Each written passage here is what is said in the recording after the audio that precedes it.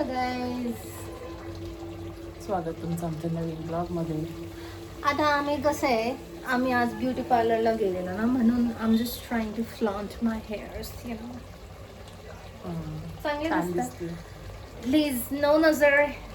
उद्या रियाचा बर्थडे आहे आणि आम्ही आज सेलिब्रेट करणार आहे रात्रीला 12 वाजता. कारण आम्हाला कोणच सेलिब्रेशन करायला तर बोलणार तर नाहीये की हा बाबा आम्ही येतो, तुम्ही या, आम्ही तुमचं बर्थडे मनवणार.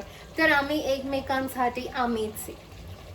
ओके, सो तर आता तिचा बर्थडे उद्या आणि आम्ही रात्री बर्थडे मनवणार आहे. बिर्याणी बनवते. डेकोरेशन वगैरे काय काय करणार आहे, कसं करणार आहे ते तुम्ही बघत राहा. आता आम्ही व्हेज बिर्याणी बनवतोय, पनीर बिर्याणी. त्याची पण रेसिपी मी शूट केली आहे, ती तुम्हाला पुढं बघायला भेटेल.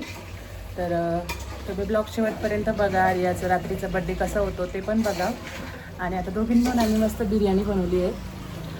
प्रांजलवरती गेली आजीकडे, त्यामुळे तिचा आवाज नाही आहे घरामध्ये, शांतता आहे एकदम. तर चला, नवीन असेल तर पहिले चॅनलला सबस्क्राईब करा. भेटू परत. पनीर व्हेज बिर्याणी बनवत आहे. त्यासाठी लागणारं साहित्य मी इथं काढून घेतलेलं आहे. 2 टोमॅटो घेतले, 2 कांदे, 2 छोट्या सिमला मिरच्या, 2 गाजर आणि बाकीचं सगळं साहित्य वगैरे घेतले. आणि पनीर पावशर घेतले, बीन्स घेतले, 2 बटाटे, थोडासा फ्लावर घेतलेला आहे, बीन्स पण घेतलेला आहे. तर इथं मी एक बाउल घेतलं आहे, त्याच्यामध्ये ना ते सगळ्या मी जे भाज्या आहे ना त्या काढून घेते. आणि याला आहे ना मॅरिनेट करायचं आहे. या सगळ्या भाज्या दही वगैरे टाकून 15 ते 20 मिनटासाठी आपल्याला मसाले वगैरे टाकून साईडला ठेवून द्यायचं. आणि नंतर भाताची पण तयारी वगैरे करून घ्यायचं आहे. तर पुढं प्रोसेस वगैरे कशी आहे काय आहे मी तुम्हाला सगळं सांगते. तर आता या पातेल्यामध्ये मी सगळं काढून घेतलं, बीन्स वगैरे टाकले. तर जरा पातेले ना माझ्याकडून छोटं झाले, तर आता मी याला ना मोठ्या याच्यामध्ये ना ट्रान्सफर करून घेते. कारण की दही टाकायचं आहे, तर दही टाकताना ना म्हणजे त्याला व्यवस्थित मिक्स वगैरे नाही करता येणार. भाज्यांनीच हे सगळं मोठंवालं पातेलं भरून गेलं होतं. आणि अजून बाकीच्या बऱ्याचशा भाज्या वगैरे अजून ॲड करायच्या आहे.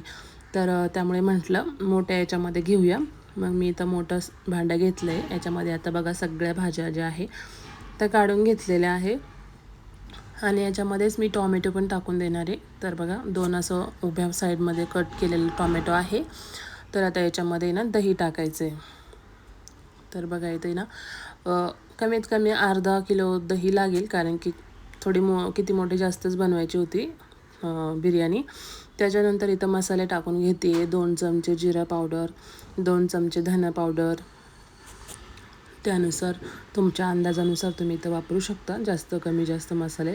नंतर थोडीशी हळदी टाकली, हिरवी मिरची पण टाकलेली आहे, म्हणून थोडीशी लाल मिरची पण इथं टाकून घेतली 2 चमचे.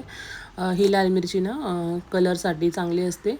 त्याच्यानंतर शाही बिर्याणी मसाला होता तो पण इथं टाकून घेतला. याच्यामध्ये पण थोडेसे खडे मसाले वगैरे असतात, टेस्ट पण खूप छान लागते, त्यामुळे थोडंसं अंदाजेच ॲड करून घेतलं. आणि आता आहे ना मस्त याला मी इथं मिक्स करून घेते. छान अशा सगळ्या भाज्यांना आहे ना दही लावून घ्यायचं. व्यवस्थित असं मिक्स करून घेते. त्यानंतर थोडंसं आहे ना अद्रक लसूण पण ठेचून घेतलं होतं खलबत्त्यामध्ये, ते पण टाकून घेतलं. आणि थोडंसं मीठ पण ॲड करून घेतलं. आणि बाकीचे सगळे मसाले वगैरे मिक्स करून घेतलं. आता मीठ टाकले, आता परत छान असं मिक्स करून घ्यायचं.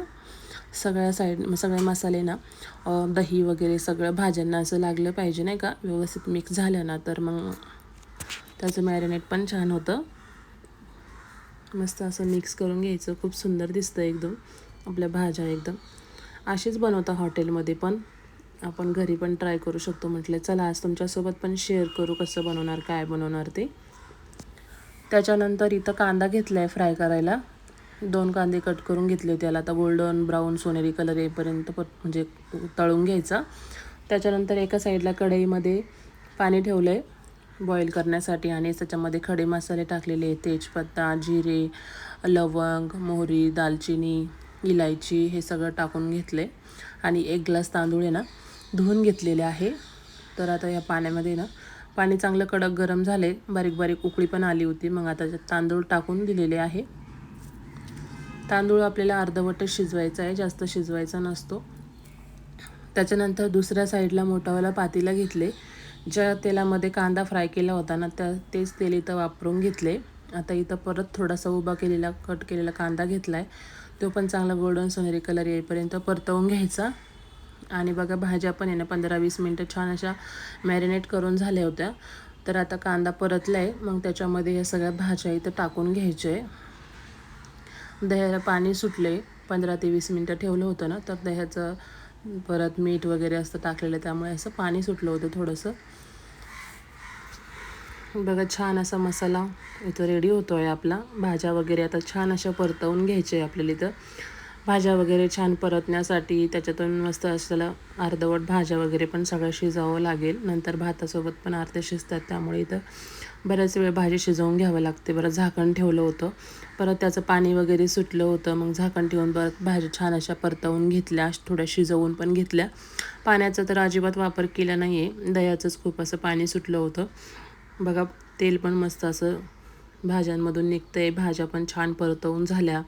टाकताना भाज्या जास्त वाटत होत्या, पण जेव्हा शिजल्या ना तर तेव्हा त्याची क्वांटिटी कमी झाली. मस्त असं भाज्या शिजवून घ्यायचे झाकण वगैरे ठेवून. तर आता आहे ना भाजी वगैरे छान परतवून झाली, तर मग ती एका साईडला काढून घेतली. म्हणजे आपल्याला भाताची लेअर वगैरे लावायची ना, तर खाली थोडासा भात, वरती थोडंसं भाजी वगैरे असं करून लेअर लावायचे. तर बघा आता थोडी भाजी ना खाली ठेवली. आता भात आहे ना चाळणीमध्ये काढून घेतलेला आहे थंड होण्यासाठी. तर आता आपण इथं लेअर लावून घेऊया. 80% भात शिजवला आहे, 10-20% आपल्याला ना वाफेवरती पण होऊन जातो. उकळीचा भात असं म्हणू शकतो आपण, नाही का. तर बघा लेअर लावायची आपल्याला. तर इथं आहे ना थोडासा अर्धा भात आहे ना मी इथं खाली टाकून घेतला, आणि त्याच्यावरती आपल्याला परत आपल्या दुसरी भाजी ज्या भाजी काढून घेतली ना आपण व्हेजिटेबल, तर ती इथं आपण टाकून घेणार आहे. व्यवस्थित असं लेअर लावून घ्यायचं. बघा आता आहे ना जी आपण भाजी काढून घेतली आहे ना मसाला, तो आपण इथं टाकून घेऊया व्यवस्थित.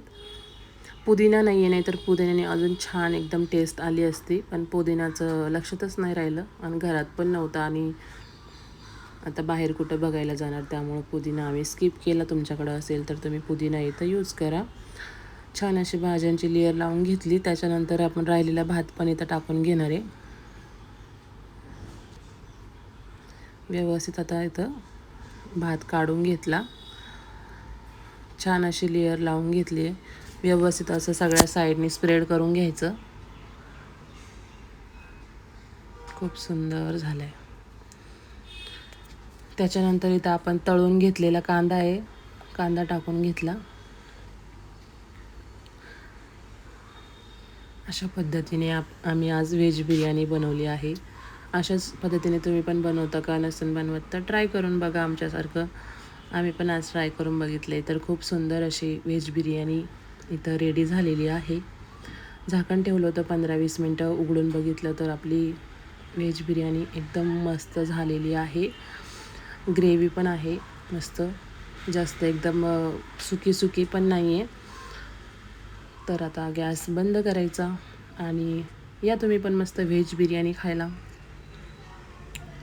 त्यानंतर आम्ही रात्री जेवण वगैरे करून वरती गेलो. थोडंसं डेकोरेशन केलं होतं रमणनी, थोडं आम्ही केलं, आणि मग रियाज बड्डे आम्ही रात्री 12 वाजता सेलिब्रेट करायला घेतला.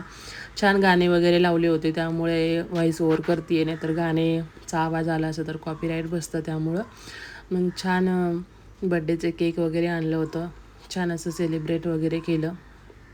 तर गाणे वगैरे लावले होते. आमचं फोटो शूटिंग वगैरे चालू होतं. प्रांजल पण शूटिंग काढत होती, रील वगैरे बनवत होती आत्याच्या मोबाईलमध्ये, आणि बाकी आमचं चालू होतं मस्ती वगैरे, नाही का, मस्त केक वगैरे. तर तुम्ही पण रियाला विश करा हॅपी बर्थडे. 22 आयुष्य तिचं चांगलं सुखासमाधानाचं जावो, तुमची सगळ्यांची प्रार्थना असावी. आणि खूप छान असं सेलिब्रेट केलं आम्ही रात्री 12 वाजता. बाकी व्हिडिओ आवडला असेल तर लाईक, शेअर, सबस्क्राईब करा. भेटू उद्याच्या व्हिडिओत, उद्याच्या ब्लॉगमध्ये. तोपर्यंत काळजी घ्या, मस्त राहा, स्वस्त राहा. बाय.